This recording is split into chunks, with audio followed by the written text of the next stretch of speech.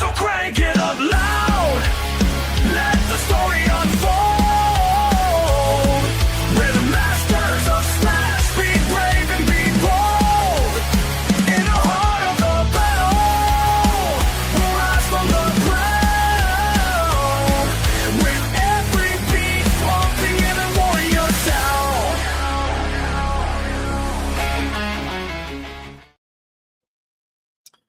Welcome. Hello and welcome to the Smash Masters podcast number 84. 84. We talk about collision repair, PDR, everything in between.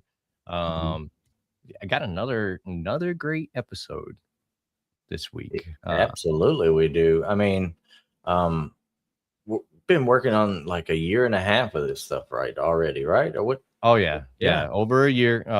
So we're definitely grinding these. We're in year 2, honestly.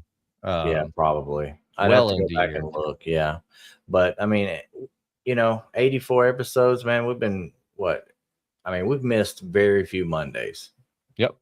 So yeah. No, actually, so we are almost on year 2 because we started our podcast right after MTE, our first MTE 2 years ago. Initially, we was going to go every 2 weeks when we started. So we would probably be more than we are now had we did this straight from the start. But what's up, Greg? Michael? Welcome in, guys. 84. Hope everybody's having a fantastic Monday. Hell yeah. 84 is quite a big number, though. I mean, we're good. We're doing good. But no, it's super excited for MTE. I wanted to bring in a few people, and the next week's guest is up in the air, but I think we have it. Another tool related person for the PDR world coming on, but we got a tool related person coming on this time. And we'll definitely go through his story. But I mean, anything big happened to you in this week, Nick? I mean, no. I mean, I've been hanging out. I've had work. I've had steady work. I mean, last year for me it was really slow at this time, but this year, I mean, so it's been good. I've been enjoying it. Finally starting to get a little bit of cold weather here. Like, I'm gonna say what's the day? The high was 41 for the high today. Yeah, it's chilly. That's I'm kind of enjoying that because it stays hot over here, all that crap. But yeah, I mean, you gave your notice, so that's what happened to me this week. Yeah, how's that going? What kind of vibes you got? You feeling? What are you thinking about? Like when you do something like that? Well, I can tell you, you plan for it. I planned for it forever. This wasn't a spur of the moment thing. But once you've given your notice, all of a sudden it's real. Yeah. And it's like, oh, I'm doing this. Right. Like pucker up a little bit. Yeah. But it's feels good. Yeah. It feels, I mean, it's like that light at the end of the tunnel is finally there. Yeah.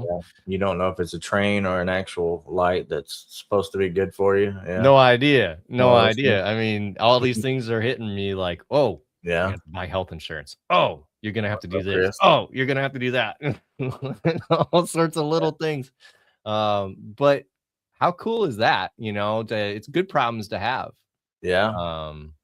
Not everybody gets the opportunity to quit their job and go and do their own thing. And I say opportunity, but I worked hard for it. It's something I manifested. Well, that's what makes a lot of this stuff worth it. Even like getting better at the repairs, even in collision and PDR, the hard work and the effort and the time you have to put in. If it was easy, then it wouldn't have nothing behind it, no meaning at all, For sure. So yeah, when you start from zero, start from ground one, you start building up, start doing things. It's a cool moment. I mean, a lot of proud moments can be through the ups, for sure. Well, I'm excited. I know it's going to be, some tough times ahead, but it's going to be tough times for me. Yeah. So like it'll be building something for me. Yeah. So it's worth the That work. part too, everybody kind of has to experience their own thing. I don't think everybody experiences the exact same thing, So Hmm. yeah, you got a lot of congrats in the chat. Yeah, thanks, Chris, Chris, congrats, Jared. Thank Jared. you. Yeah. March 1st, it wasn't a 2 weeks notice. It's more like 2 months. So March 1st, I will be out. I'm attempting to hold on to the body shop as a client. Yeah. The boss is a really smart guy. He's already talking about that. So hopefully get a good vendor body shop relationship going here. So Awesome. Well, yeah, while we're hanging out in here, let's go ahead and bring our guest on. See yeah, what he's got going on. let's get our guest out here. Daniel Gromm, thank you for joining us. How you doing? Hey, guys. All right. Really appreciate it. Yeah. I'm getting excited too, man. MTE. Can't wait. It's going to be awesome. How many years have you gone to MTE? Oh God. You know what? That's a good question. My first MTE was Corpus Christi, which was a hellhole in Texas. It was horrible. And my first experience, I don't know what year that was. Because I had been going to, so my first experience was going to NACE, and NACE was like an auto body show, and there was a few dent guys there, and met Tom Price, and that's where East Coast met West Coast for the very first time, two dent techs, and me and Tom kid all the time about we started this whole thing when we met, and at the first, and he and Wizard at the time and stuff. And yeah, that's kind of how things started. And then I started hearing about MTE, and then Tom Price called me up and says, "Hey, you got to meet this guy. His name's Mike Toledo. You guys are brothers from another mother. You guys are meant to be friends." And I'm like, "Really? Okay, okay, whatever." I'm like, and so I go to Corpus Christi, and I meet Mike Toledo, and we hit it off right from the get go. It was like instant, and like cool stuff, which is great, and we still are, and we call each other 3 times a week, and bouncing ideas off each other and showing tools, and we just I'm very immature for my age, and I am like a kid in a candy store when it comes to tools. I'm a tool. Love playing with stuff. I love tinkering. I like just getting into the minutia of how things work and stuff like that. What is actually mature though in that sense? Like, right? What does that mean? Like you once you lose passion for stuff, I think you pretty much lose your spot on life in general. You got to hold on to that childhood wonder, that childhood joy. I do agree on that one. Yeah, that's I'm more excited now than any other time in history, in just with AI and all the possibilities of what that brings. And it's like a new, oh, you got me a new toy I get to play with, and I'm enjoying it. I've been making logos, dude. I picked logos using AI, and it does it in seconds. Yeah. And amazed at it. It's so cool. And I would have to sit down with my graphics guy and explain to him what I'd want. I'd sit over his shoulder, say, no, change this, change that. And now AI just makes it. It makes it better. Imagine it. It's cool.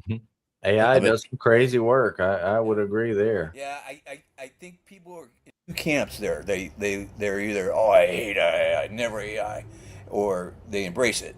And I'm sorry, but if you're eventually going to have to embrace it, because it's going to affect your life one way or another. Yeah. As a one man business, it's been helping me immensely. I mean, I make a little video for my social medias. I use ChatGPT to make the caption, that it spells out, things about paintless dent repair, how you should call us first, yada, yada. Even just like Google reviews, I'll screenshot it have ChatGPT make a graphic, make it look pretty, so I can post this on my social medias, and it's not just a cell phone screenshot. Yeah, you know, super. And I'm barely grazing the edge of what AI can do with that kind of stuff. You know, I'm well, playing come on, most of the guys can't even spell, so we need ChatGPT. It is cool. AI answering phone calls and all kind of stuff. I mean, they're building them into all the electronics now. I mean, oh, I'm fully on board, dude. I do not answer phones anymore. My AI answers my phones, books my appointments. Wow. I've got it all dialed in, automatic. That's pretty sweet. Yeah, that's totally really cool. I've been thinking about doing that myself. I'm a little untrusting as of yet, but we can talk off air. I can teach you some things. Awesome. Yeah, that would be awesome. I will definitely use you as a resource because, again, as a one-man business, that would be so helpful. It would be helpful. I've been doing this 33 years. You know, I've learned a few things. Yeah, I bet. Well, on that topic right there, Stefan, he just put his notice in from his job, going out on his own. That's so awesome. I know that at one point in time you probably had a same or similar story or something like that. So, kind of walk us through something like that. What does somebody feel I was a like? car salesman. I was selling cars. I was selling Mitsubishis, and I sold a car with a dent in it. And I go to my manager. I go, "What do we do with this? We send it to the body shop?" And he goes, "No, there's this new guy, Dent Wizard. We can call him up." And I said, "Okay." So I called this guy up. He comes in. I point to the car. He goes off to the car. Comes back 20 minutes later. All done. I go, "Oh, really?" I go out and look at it. It's totally gone. He hands me a bill to hand to my manager, and I look down at it, $120. That was 20 minutes worth of work. You're making $120 for 20 minutes? Holy moly, right? So he leaves, and I look out in the parking lot. I see the bumper guys, painting the bumpers out in the parking lot, and I was good friends with them. So I go over to them, and I start talking to them. And I go, "Hey, what do you know about this painting, this dent removal stuff?" And he goes, "Oh, we almost did it before. We decided to go with the bumpers, painting the bumpers instead." And but I got a brochure from a school down in Palo Alto. And I go, "Really?" And he hands me this brochure. So I called it up, and it was two guys from Missouri that moved out to California, and they thought they'd make it big in California doing retail. And they had a school, and they said it was $8,000 with tools. And I said, "Okay." So I went, hung up the phone. I had no money at the time. I was broke. Yeah. And I asked my parents for a loan, and I explained to them everything I wanted to do. I knew, I just had this instinctive knowing that this was my destiny. This was what I was supposed to do. It was I've never felt that way in my life. And I think I conveyed that to my parents, and they lent me the money. And I literally quit my job the next day, drove down and went to the school. It was a month long, and I got A1 tools, which was great. These guys did it right. I was very fortunate. I met the right guys by accident. And I didn't research any other schools or anything like that. So I stumbled into the right thing, fortunately. And I remember 2 weeks into it that my trainer came to me and he goes, "I don't think you're going to get this. I don't think you're going to get this." And I'm like, "What? No, you don't understand. I don't have another option. I burned all my bridges." And that's what you have to do. You have to burn your bridges, because that's the motivating part. You got to fly out of the nest or whatever. No way back. Yep. Right. Yep. Yeah. Right. And that's the key. You got to fully commit. And that was the right thing I needed to hear him say that, because then I was like trying way harder. And everything, the next day, everything clicked and everything fell into place, and it was great. Yeah. So that's how I started. Yep. Okay. All right. It's very interesting. The same guy that trained me trained Craig at Anson. Okay. So how old were you when you went through this training? What was I? I was 28, I think. 27, 28, something like that. In your 20s, in your late 20s. Yeah. Okay. So you got into it pretty early. That's good timing for that. Somebody said to me recently, they asked me how old I am. And I'm like, I'm 38. And they said, well, yep. If you don't make the leap now, you're probably never gonna. So good time. Like, yeah, I know I'm late, but you know what? Better late than never. I mean, that's probably why you see a lot of the body guys in shops 50 plus years old. You know, they're just stuck there. Like, you can't go and, I mean, I guess you could if you wanted to go doing something different, but yeah, it's kind of like, you know, you've been there that long. You probably don't too comfortable, I guess. I mean, I don't know. I can't speak for somebody I can't older. I can't either. I'm just speculating. Maybe at a certain point, you just don't want to learn anything new. I don't know. Right. I think I'll always want to learn something new. I always like a challenge. No. I like to keep my mind busy. That's why I love PDR, because it always seems like there's something bigger and worse to go and challenge yourself with. Yeah. Right. So I'm going to challenge you right now. I want you to sit down with a piece of paper. I want you to map out your business every 10 years. Yeah, you can go every 5, 10 years, 20, 30, all the way to the end of your career. And so at the end, when you feel that you can retire, and so you're going to be building your business that whole time, right? You're going to put your heart and soul into this thing. What's your exit strategy? How do you get out? How do you sell what you built and get money for it? That's the key.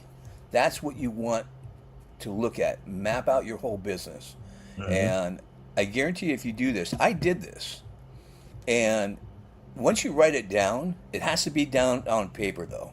I get it. Once you put it down, subconsciously, you attract those things to you. It's the law of attraction. Those things will fall into place. You will say, well, that's serendipity. That's serendipity. Oh, wow, I can't believe I met that person. Things will fall into place for you in a way that will be unbelievable. I'm proof that it works. And I'm at the end now of my journey, you know, in the next 20 years, I think. I plan on working until I die because I enjoy what I do. I love what I'm doing. Yep. I'll transition into management, into, you know, tool making and designing and stuff like that. But it'll be different. But I'll still be involved. Is my plan. But I own my building. Right. I've developed a system that I can sell and I can put anybody that's not in the PDR world in charge of my business if he's got employees to run. And that's the key. That's the key right there. And the fact that you own the shop as well. So believe it or not, as the early stages as I am paying attention to those things. But you are 100% correct. Writing it down basically makes yourself your own accountability partner, you know, keeping yourself accountable, because I wrote this down, you know. It's something they taught us in our leadership training that I went to. So it's cool. It's kind of like going back and looking at some of your old videos from then and then now, like in a live form, like writing it down on paper, watching yourself grow into what you structured out, you know, because you at the time you're like, you know, you thought, oh, that was pretty cool, but then you go back and you're like, dang, man, that was so cringe back then. I thought I was doing really great. You know, you meet these different steps along the way, meet these different people along the way up, and you know, you just build into whatever you got on your mind as far as like what you write down. It's pretty cool. Yeah, definitely. And you know what? If there's any dent guys out there, they're thinking about, you know, they want to buy a building, you can call me. I will explain how I did it. There's some tricks and tips. You know, I learned some things, but it's way easier than you think. You just have to have some, you know, you have to be in business for a while and a little bit of money.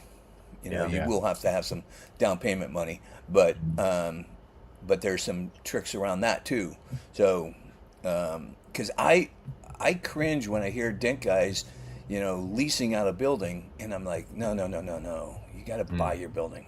Right. I mean, until you buy your building, then you can sell your business, rent your building back to the guy that buys the business, so he feels secure that you're not going to take anything away from him, because you want him to succeed in the business that you just bought, but you got a great, and location, so important. Right. So that's the other thing. So I'm a anybody wants big to call me, believer. I will be your best coach. Nice. That's awesome. That's That is- awesome. I mean, we're touching on MTE. I had somebody message me today. They had finally decided today to go to MTE. Actually, I'll say it. It's actually Stephen Harrison, who was on the show a couple weeks ago. He's coming. And he wasn't going to go to MTE because he went to PDR Expo. He's messaged me today saying, I'm going to MTE. Because I need to do it. I want to chase sales. So that means I got a network. I'm going to MTE. I said, Absolutely. bro, that's awesome. I said, my best piece of advice, you talk to someone, get their phone number. Yep. And move on. Nobody's there going to be able to sit down and talk to you about details, anything. It's too hectic. There's too many people. There's too much stuff going on. Get their phone numbers. Call them after a week later, 2 weeks later, whatever. The networking is just unbelievable. So important. And you guys are so willing to give out your phone number to newbies like me. So it's I mean, you shot me your number through the Facebook Messenger. I typed it in. I already had it in here, so it was I was thinking about it. I don't know, last Look, year. there's a part of our beings that, especially when you get older, I'm 63 now, we want to contribute back. Look, I spent a lifetime of learning what I know, and I got to pass it on. Right. And we're passing on the greatest industry, I believe. In you look at all these other businesses, there's nothing like the PDR industry. There is nothing like it. The brotherhood of that and sisterhood of that is so strong, and how we take care of each other and things. And now we need to pass it on to the younger guys, you guys, and you need to be the next caretakers of it and carry it on to the next level. And so I absolutely love passing on my pitfalls, so you don't fall into them, and I've been audited twice. I've been sued twice, so I've been through the shit. And now I'm like Teflon, man. And the interesting thing happens when you get older is you stop giving a fuck. Right. You have no fucks to give. Yeah. And it's almost like a superpower. It In is. a way, yeah. And, Right. and I'm kind of enjoying this part, because I'm like, I don't care. Yeah. Awesome. Yeah. Like you said, you're making tools, you're building the stuff. When you see other tools come out, you're excited to hang out and, do what you enjoy doing. It's not work, it's just what you like to do. It's it's fun. And, For sure. Absolutely. Yeah. So, when did you've been making tools, for how long? Quite a while, right? Dude, I started from almost the third year. Yeah, that was kind of a thing, like make what you. Yeah, unfortunately, I met some weirdo, and got into a little bit of the weeds, and that's one of the guys that sued me. But he was bonkers. He was really weird. I'm not even going to mention his name, but Okay.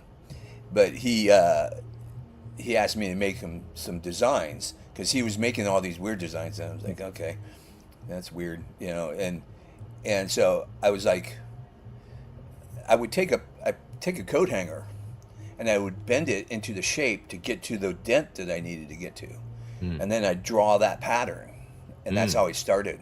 And he's like, I need a tool that can bend this way and get to this part, and one of my first designs was an upper brace tool, which Blem makes now with I put a little whale tail on it. It's a little mini whale tail, and I had to bend it so it would bend in but bend flat so it'd slide behind the brace. And they made a great, that tool is awesome from Blem. and it works really well. And so that was like my first design, because there's no upper brace tools at all, zero. Yeah. Right.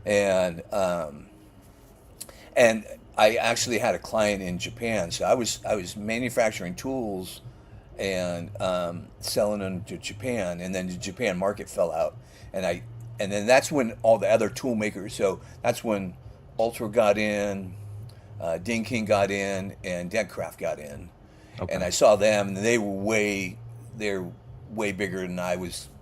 I enjoyed designing the tools. I didn't enjoy selling the tools. Right. And I didn't want to get into having a machine shop. I still enjoyed doing the dents and stuff. So I was like, okay, I'm getting out of the tool business, and so that lay dormant for years until I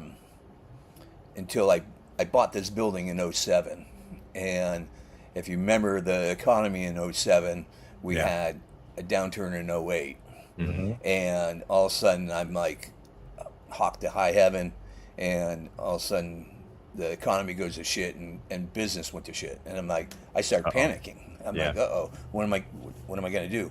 And it just so happened this guy comes in with a motorcycle tank, brings me a Ducati motorcycle tank, and the Ducati at that time that he brought me had a large opening on top, and it was wide open. It was like this big. It was like 4 inches wide, and it was lightweight. And I was like, yeah, I can do this. I'll figure it out. So I ended up screwing it down to my wooden table, and what I realized when I did that is when I got it really stable, I was like, oh, this just pushes just like a car. Because I had tried to do once before, but I was trying to do it on the bike. And on the bike, it's mounted with rubber grommets, so it was flexing. So it was like working on a front fender that's not fully attached, you know, and you're giving away all your push. And I'm like, okay, how can I solve this problem, make it easier? And I went to Harbor Freight and I bought a drill press, and I took the drill off of it and I used the table of it, and because it would lower, raise, and it would bolt down to the ground, and it was super beefy and super stout. And so that was my first prototype, really. And then I got some of the 80/20 extrusion, and I go, okay, this will work like an erector set. And so I started doing that. And then I called up Steve at Ultra, and I called up Mike Toledo, and I went down there, drove all the way down there. I brought all my stuff, and I spent a weekend with Steve and Mike Toledo designing the very first tank vise. And Steve was freaking phenomenal. He made all this happen. He gave me full access to his shop. All his guys were at our beck and call to make anything we wanted. Wow. Okay, make this, make that. It was like a kid in the candy store. I was so excited, and we were all riffing ideas and coming up with stuff. And what if we made an attachment, a hitch attachment, and you can throw it into a hitch in the back of the. Oh yeah, that's a great idea. Let's do that. Okay, make this, and we would hand things off to their metal guys, and they would come back 20 minutes later. Here you go. I'm like, sweet, this is awesome. I had so much fun. I just. That does sound like a lot of fun. I remember back that time very fondly. It was really cool. And so that's how the first tank vise got born. And then I revised it many years later. And then I'm at my present time about 2 years ago, and I tripped over my light stand. Because I had my light stand and I had my heat gun, and their footprints are like in the way, and I'm tripping over it, and there's wires and stuff, and I'm like, and the weakest point is their flanges, and so you have to put a support underneath the tank. And I'm like, I have all these things I bought off the shelf stuff that never worked, and I hated it. And I'm like, okay, I'm scrapping all this. I'm starting over. I'm redesigning this thing from scratch. Yeah. And started doing that, and that's where I'm at presently with this latest Monomount 360. And this thing is, and I'm inspired by old machines, and this thing is beefier than hell. It's heavy as hell. It's thick stainless steel. The whole thing is stainless steel. It's all bolt together. Oh wow. So there's no welds or anything like that. And I've thought of everything. I did not leave anything out. I fully tested this thing. I'm very, very satisfied, very, very happy with it. And it is the ultimate. So I don't care if you have one of my old ones, scrap it. I don't even use I look at my old ones with disgust now. I'm like, Right. get out of here. I mean, they were cool. It was cool for the time being, though, right? Yeah. No, it was great. Yeah, You know? and it's the evolution of it. Just like anything, Right. it's like your old iPhone to your new iPhone. Right. So that's where I'm at. Yeah. It's an impressive product. I mean, from what I'm seeing, it holds the light. It holds a heat gun, complete spinning. You said it does 360. Does it go all the way around? Yep. Yep. And you don't need any tools. You don't. That's the other thing. So no to Allen do that, key anymore. You don't need any tools. It's all hand tightened. It's simple. That's nice. That's really Yeah. nice. I've done a motorcycle tank with it still on the bike, and that is so difficult to do. Luckily, it was just a small dent, so it wasn't nothing too crazy. But even the small ones were so difficult, and that right there, I mean, just you can put it where it's comfortable for you to work on. You can move your light anywhere you need it. That looks like a fantastic. I think I even setup. see height adjustment. Can you raise the whole thing Yep. up and down? Yeah, Absolutely. man. If I can work on a tank sitting on my nice Viper chair and everything, that sounds like the way to do it. Zach says, does it suction to the floor? Yeah. So no. So kind of working on that part. So I have these plates that you can buy that you screw down to the floor, and then the vise screws down to it. So with the speed gun, you can undo it, put it to the side. So let's say you had this thing in your garage, but you park your car in the garage. You'll be able to unbolt it really fast, put it to the side, and still drive your car over it. The plates will stay there on the ground. Yeah. So you have that option right now. You can buy those right now. And I am working on a suction cup one, but I'm still in prototyping and testing and stuff. So that'll be a little bit later on.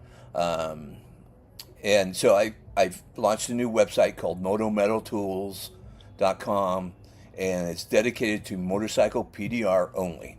So it'll have basically every accessory, and I'm like on a roll right now with coming up with accessories and also redesigning my old accessories to make them better and user friendly. So it's going to be changing all the time. So keep visiting the website to see what's new, what's coming out and stuff. And it's just there's not enough time in the day for me sometimes to get everything out there. But That's understandable. The next thing is I'm working with Anson to put out a set of tools with their Gorilla Grip hubs. I will have them at MTE. I think I'll only have maybe 15 sets there. Yeah. So if you want one, DM me for getting on the list, and I'll put you on the list. And These are motorcycle tools, obviously. Yeah. Okay. But you know what? I use my motorcycle tools on cars every freaking day. Right. Yeah. Sure. I mean, some of the tools. I mean, there's one tool in specific that I use on when you take out the taillight of a truck. It's a big, huge curve, but you got that big wide opening, but that big curve leverages itself, and it works great for trucks right around the taillight area. Just those dents that are really close to the edge and stuff, and love that tool. And then the big, huge double bend, I use that for taking dents out of bumpers. The corner push-ins. It just works great for that kind of thing. So there's the bendable tool, which I use for everywhere on the car. The bendable tool is, one of the best tools I think in my arsenal, because you can bend it into any shape. I have 3 of them, and one of them I have bent to. It looks like a friggin' snake. It's so bent up, and and Frankenstein. It's like a mess. Mm-hmm. Right. Zach is wondering about the Honda Fury if you have a fuel opening protector. I don't know anything about that bike. I don't even know what a Fury is.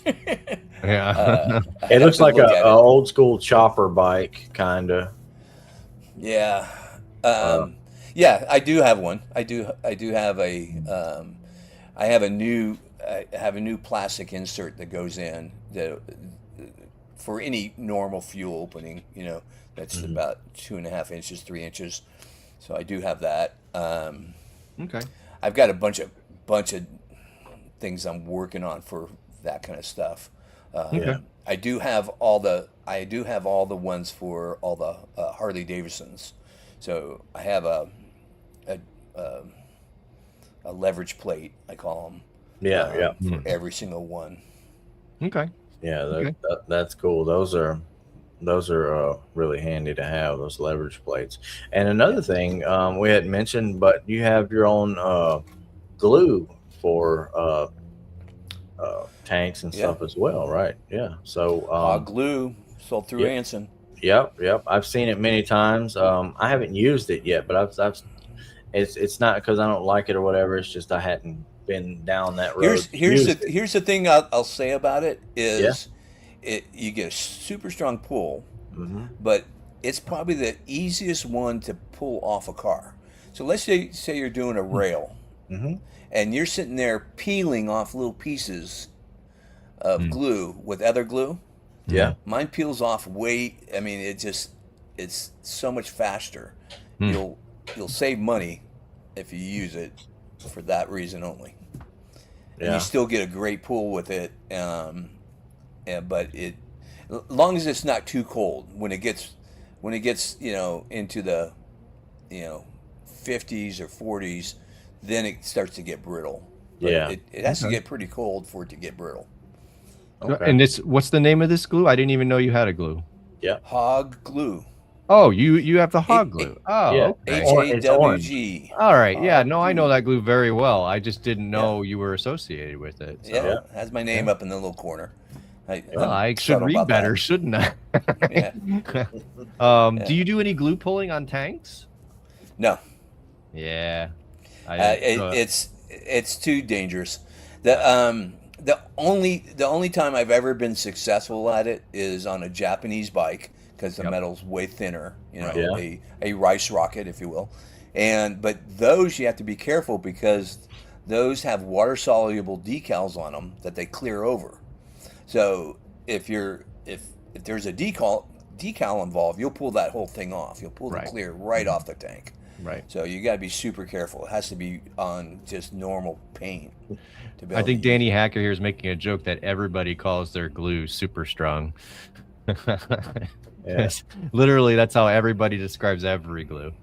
But I mean, if it wasn't a strong glue, then I mean, it shouldn't be on the market, really. It's funny though. I think glues, when they're developed, like when I was developing mine, I was going through all these samples and figuring. So I developed my glue based off of where I live and the weather. Sure. Yeah. And that affected the design of that glue for sure. And I think that's the case for all glues. If guys are really, doing like I mean, I had charts and I had, notes and everything. I went through like a bunch of different glues to figure out what worked. So my glue works really well for where I live.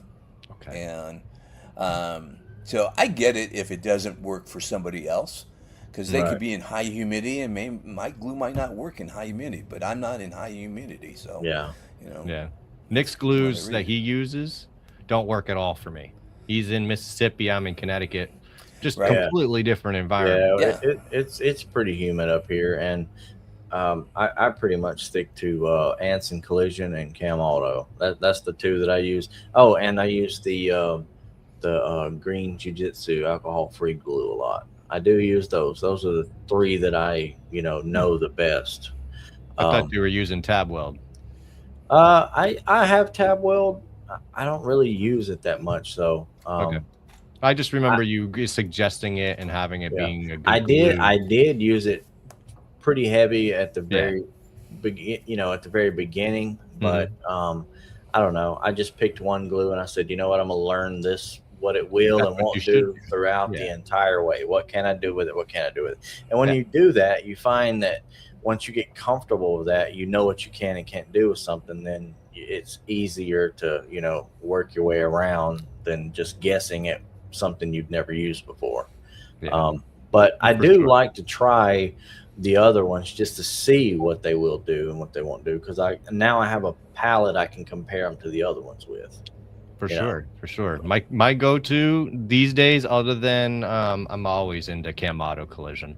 But if I'm going with some PDR glue, right now I'm using Tequila Cold Weather because it's pretty cold here, and that stuff is nice. Yeah, It's that cold works great. weather. Yeah. I love this glue. Yeah, when you have cold weather, that's my go-to too. Yeah. It's a The great one glue. the other thing I'll say about my glue is if you're working on a sketchy paint job and you're worried about pulling clear, use my glue.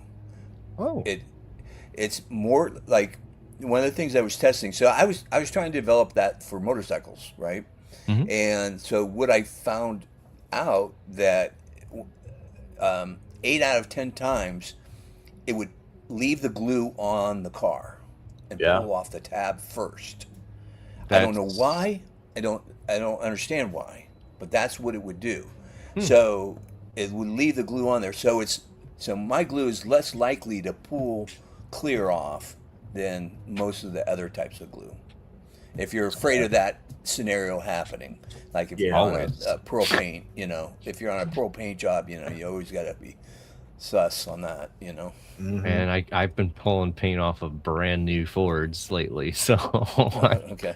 And that'd be a good thing. I'll have to get some. I have used it in the past. I didn't use it long enough to learn it, so I'm gonna pick some up and really play with it because why not? But I have like a bunch of other tools. I have my balloon tips at Blem, and now I have my mini balloon tips. And dude, if you don't have my mini balloon tips, oh my God, as a hail guy, you're blowing it. They're the best thing since sliced bread. I am so in love with that tool. And Blem does such a great job. Those are forged tools. They're made like I made my original set. There's nobody that can make a forged tool like Blem. It's super strong. It doesn't give you the like all this flat I know stock. what you're talking about. You're turning it like this, and your wrist is like this to be able to get a push out of it. It's like you quarter turn push, and it's positive. I've got some well tails that you can twist and keep on twisting, but it's really just twisting the head of it. It's not really doing anything. Yeah, right. And plus because it's round, you can push through glue. Like I'm working on a car right now where I can tell the reason that it's got just a shallow dent, and all it is compressed glue from the brace. Right. So I heat up. I use the heat induction, heat up the end of my tool, sit there, push through all that glue, and it just pops. Yep. And it pushes through glue better than any other tool, for sure. Yeah.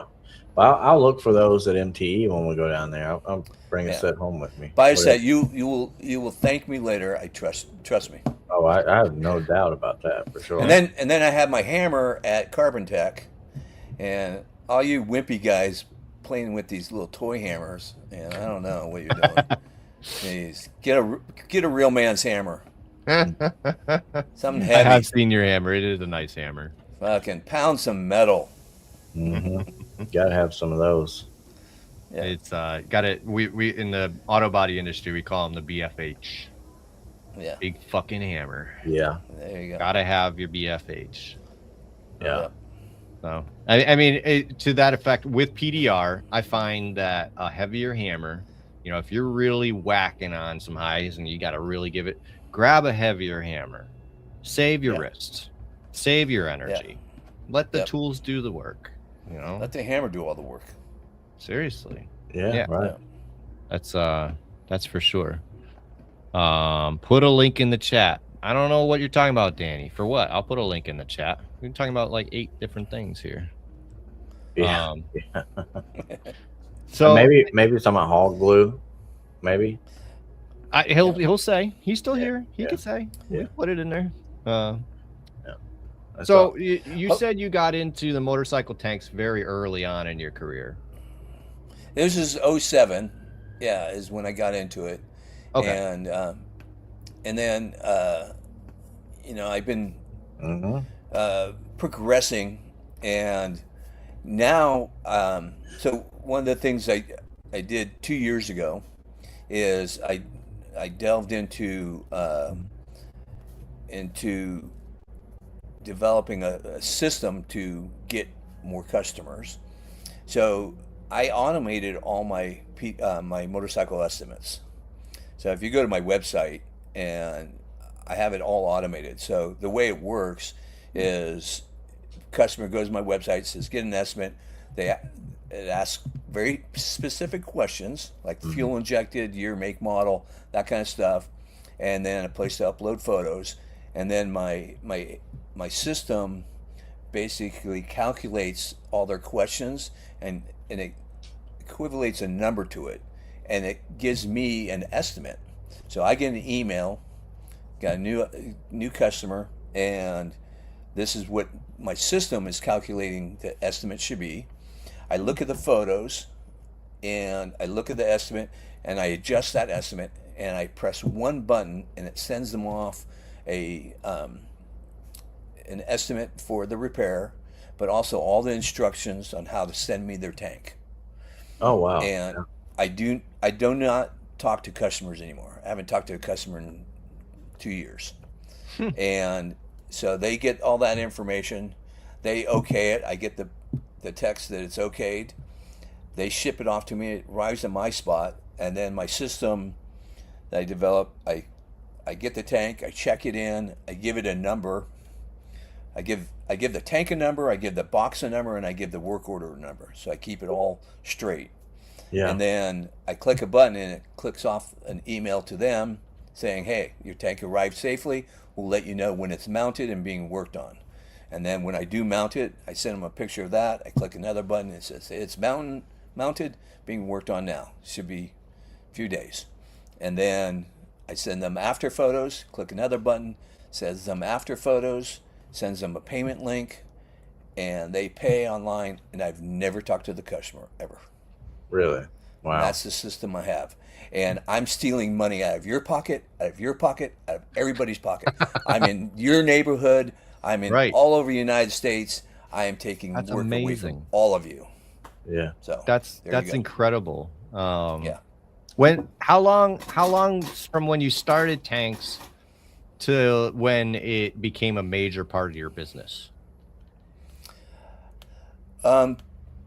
It was probably a slow ramp up in 07. It probably took about 4 years to ramp it up. Okay.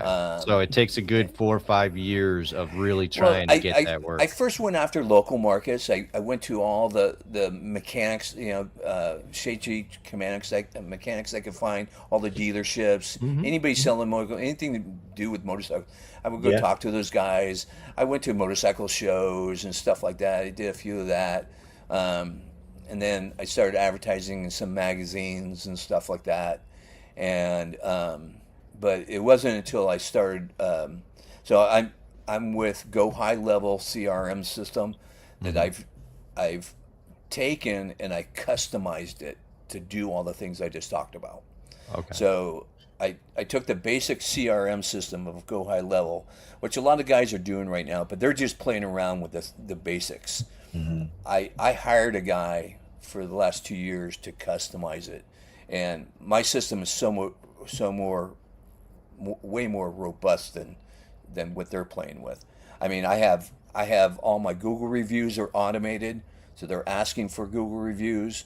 When I started, I had 40 Google reviews, and now I have 340 Google 5-star Google reviews.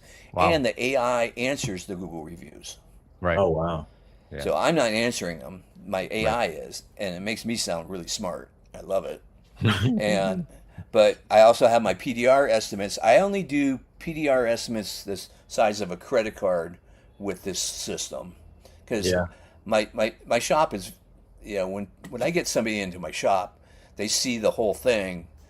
I lock them in with everything, that they see. And so, but my calendar, my marketing is all done through that. My phone system is all automated.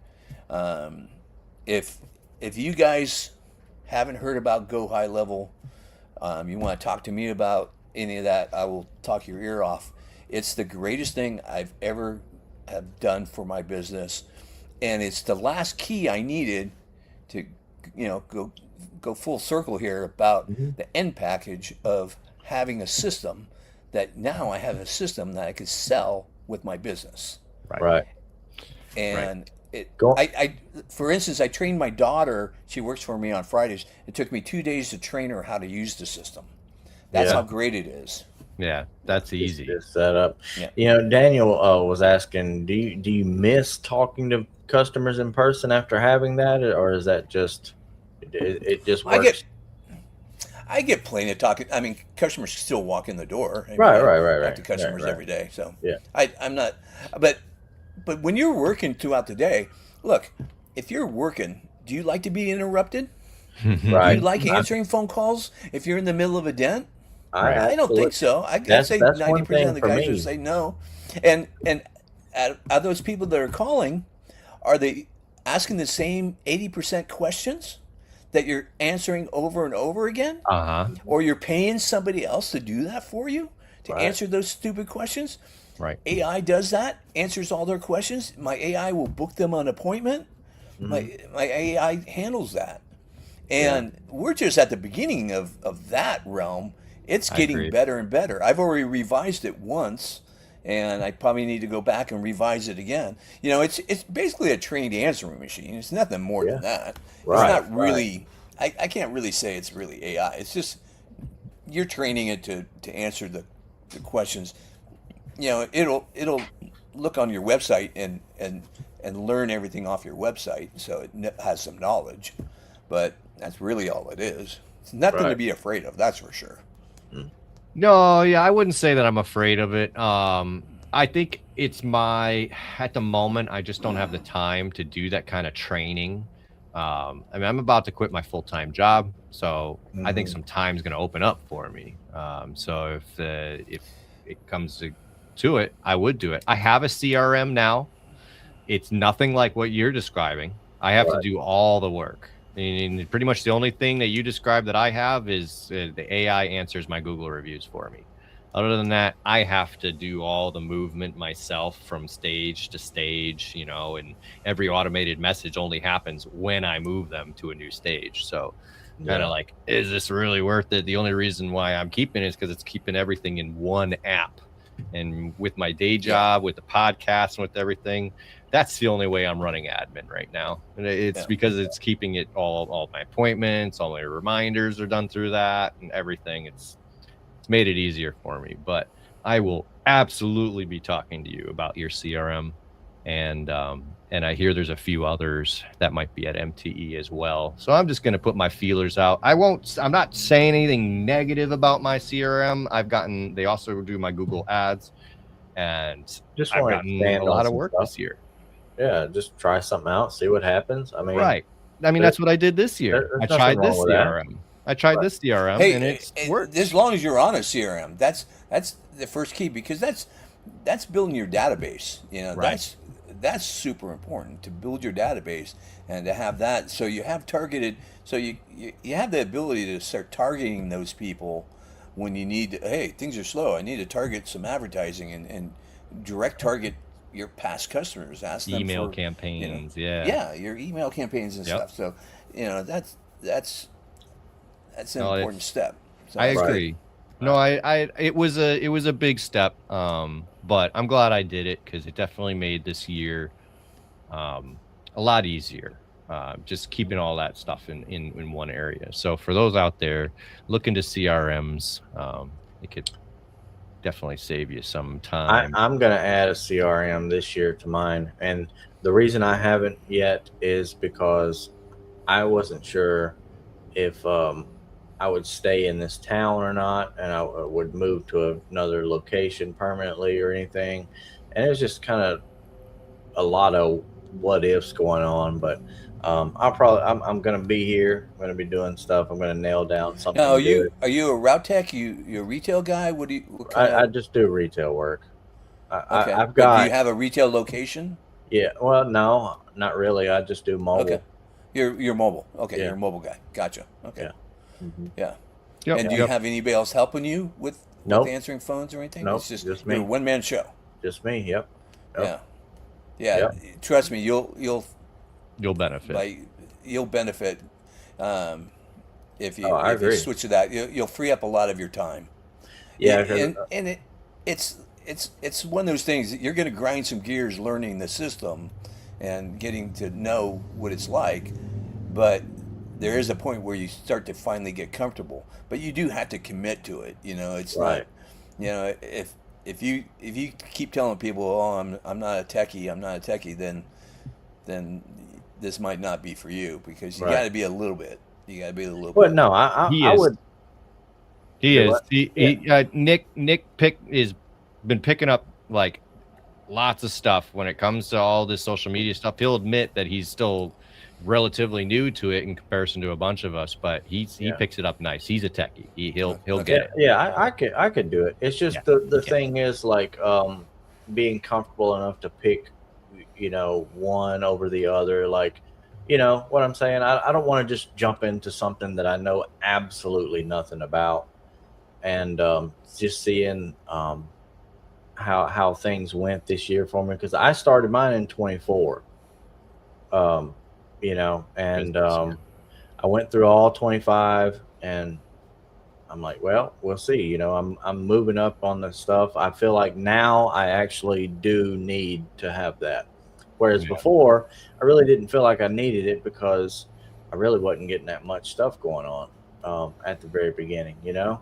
Um, but Here's where I really think it benefits guys that are mobile and they're transitioning into getting their first retail location, because when you go to do that, you got a foot in both realms. yeah, And then you're like, oh God, I got to hire somebody to answer phones and stuff. Well, if you got a CRM system, you don't have to do that. right. You get rid of that employee thought out of your mind, and it'll at least allow you to transfer into a retail location a lot smoother.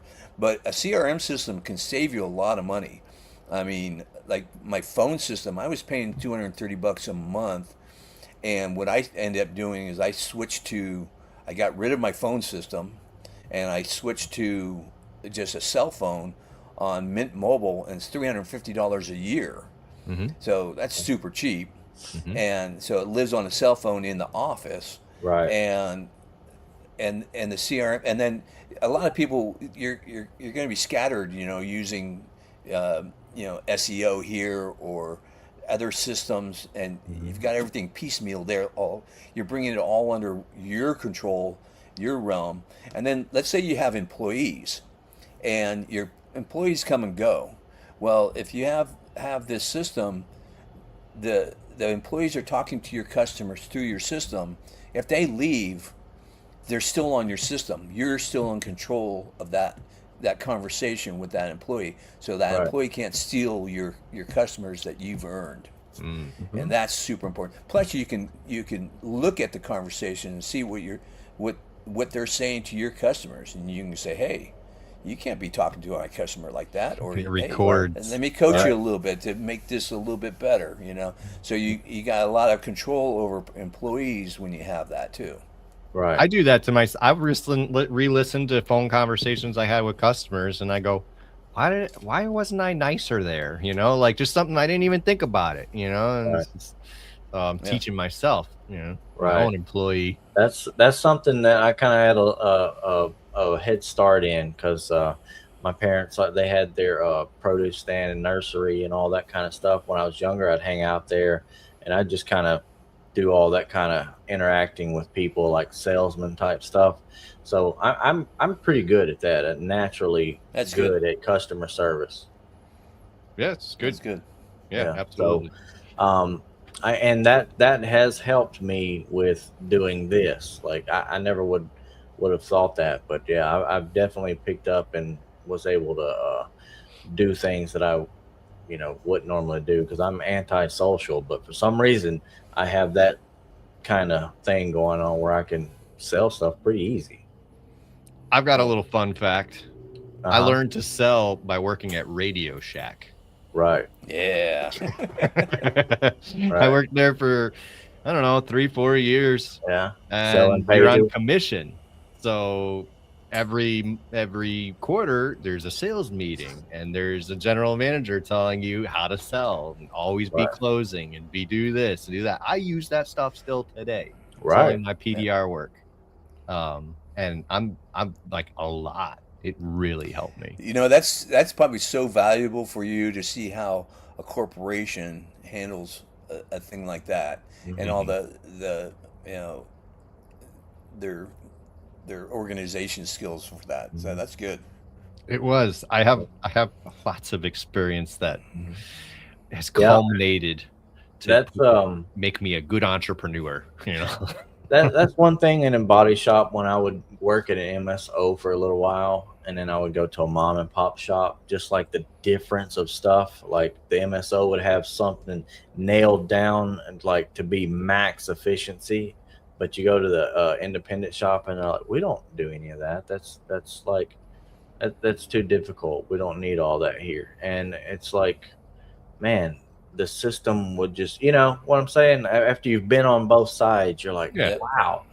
And I don't know. I just kind of relate that to like the CRM kind of thing in a way, because I'm not doing it. And now, I will have it this year, kind of interacting, relearning the process of what things make easier. I just kind of brainstorming as I was sitting here thinking about that, and well, you can benefit off of my experience. You can talk to Daniel and benefit off of his experience. When we go to MT, you could talk to as many people, and lots of people have CRMs.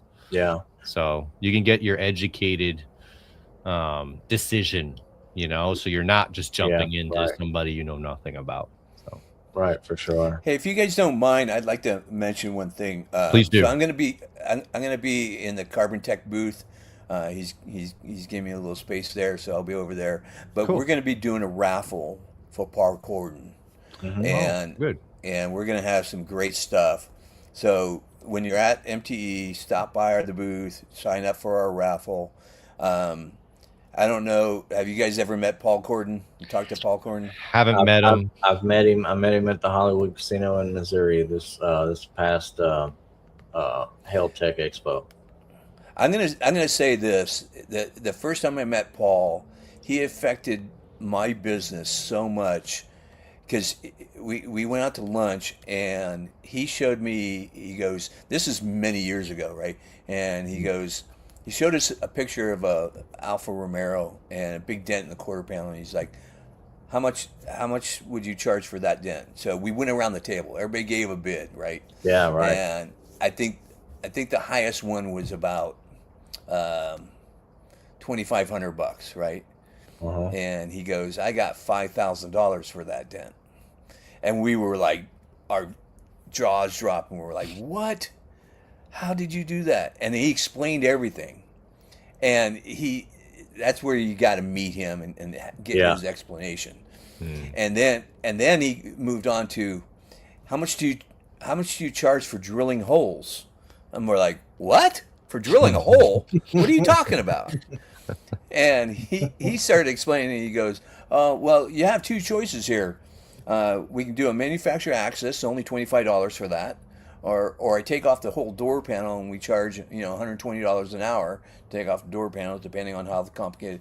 So it costs a few $100s more. So what would you rather do, the $25 or the $100 and something dollars?" And we'll take the manufacturer access. That sounds good to us. We'll take that option. It's just all in the way that you just sold it right there. Yeah. And we right. were just like, holy crap, he's getting $25 for drilling a hole.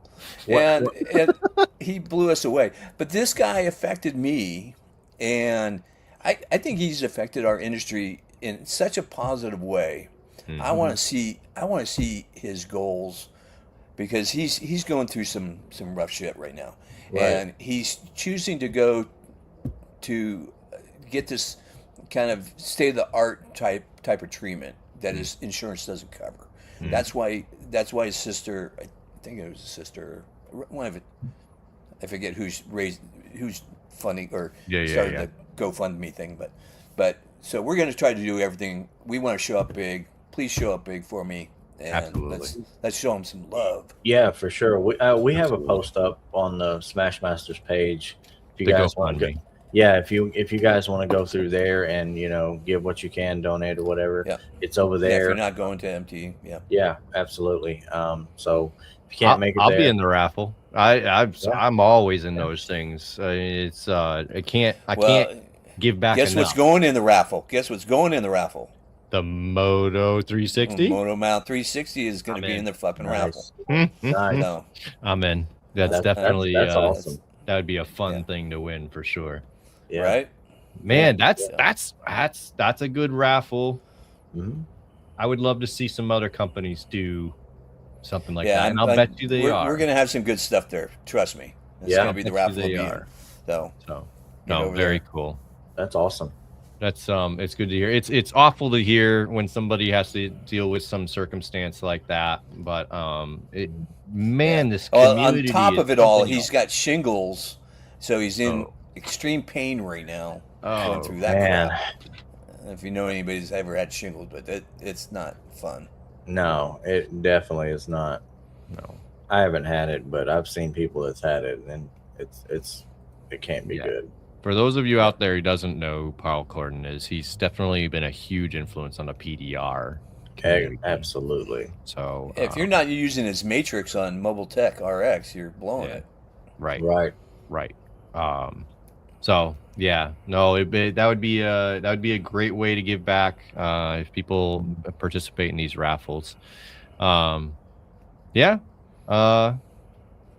Man, I don't know if is there anything else you want to make sure everybody hears before we end the show? Yeah, where can everybody find come by you? and see me, say hello, check out my tank price, and that's you see videos, you see pictures and stuff. It doesn't do it justice. When you see it in person, it's friggin' heavy duty. That's what I heard. Yeah, it's you'll be impressed. This is your website up here too, Moto Metal Tools. So if you guys want to go and check any of that stuff out, be sure and go over here. And he's got some awesome stuff. Yeah, definitely go and check for sure. it out. I'm gonna dig into it, and if you dig. Dude, you want to learn more? Just call me, DM me, Facebook Messenger me, whatever. I'll talk to any Dentech anytime. That's awesome. About anything. Good to know. Well, Daniel, thank you very much for coming on the show. Hey, thanks for having me on, guys. We really like to see you. It was awesome. We're weeks away now, man. Weeks away, and we only got to touch a little bit of just the tip of the story and stuff on here. Hour went by fast. Yeah, for sure. Yeah, it's awesome. But we really appreciate it. I'm looking forward to seeing that new stand and your other tools. Cool. Because I haven't really dug into them yet, so I want to check them out. Yeah, I probably won't even see my motorcycle tools until I get there. So that'll be new for me. Oh, wow. I'm excited to see that. So. Well, we'll be helping set up. We're part of the MTE help crew this year, so we'll be over there checking them out. So right on, man. Yeah. All right, everybody. Guys. Have a great week. We appreciate all of you. Yeah, thanks for stopping in, guys. See ya. Cool. Peace Bye, out, everybody. So crank it up.